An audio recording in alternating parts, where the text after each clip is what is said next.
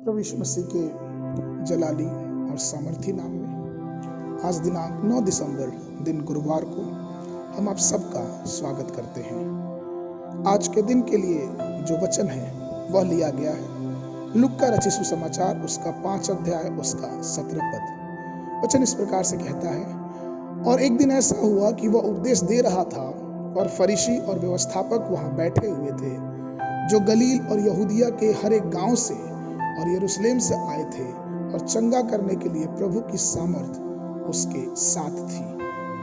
परमेश्वर की सामर्थ प्रभु यीशु मसीह के साथ थी।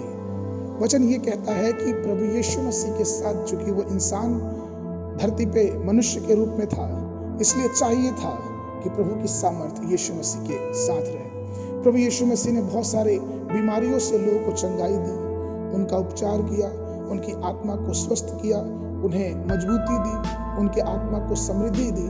और इन सब बातों में सबसे महत्वपूर्ण जो चीज है वो है परमेश्वर की सामर्थ। और शायद यही कारण है कि यीशु मसीह ने भी अपने चेलों से कहा कि अभी तो ये कुछ नहीं है, मेरे जाने के बाद तुम मुझसे बड़े बड़े और सामर्थ के काम करोगे।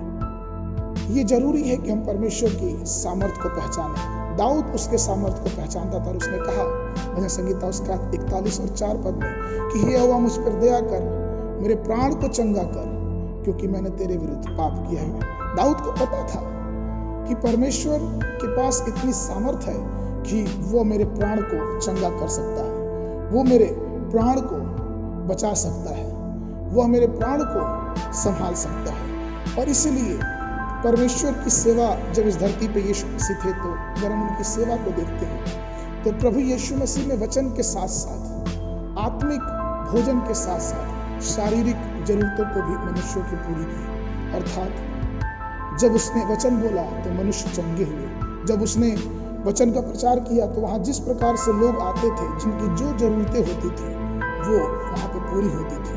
क्यों?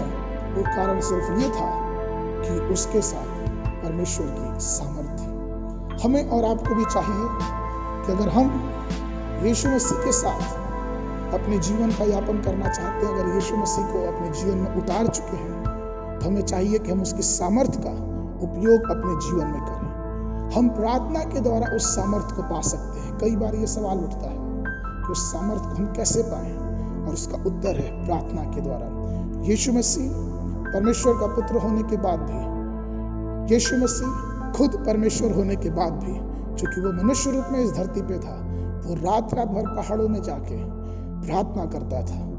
उसने प्रार्थना किया और उस प्रार्थना का प्रतिरूप ये था कि सामर्थ यीशु मसीह के साथ थी, और सामर्थ से उसके कपड़े छू लेने से ही लोग चंगे हो गए। इसलिए आइए हम उस परमेश्वर की सामर्थ पे अपने ध्यान को, अपने मन को, अपने हृदय को केंद्रित करें, क्योंकि सिर्फ परमेश्वर की सामर्थ ही है जो हमें एक अगले आत्मिक जीवन के आनंद के अनुभव में लेके जा सकता है। यह उसकी सामर्थ है। तो उस सामर्थ को हम परमेश्वर से पा सकते हैं, और उसका पाने का जो तरीका है वो है प्रार्थना। परमेश्वर की शक्ति, परमेश्वर की सामर्थ आज भी सब लोगों के लिए मौजूद है।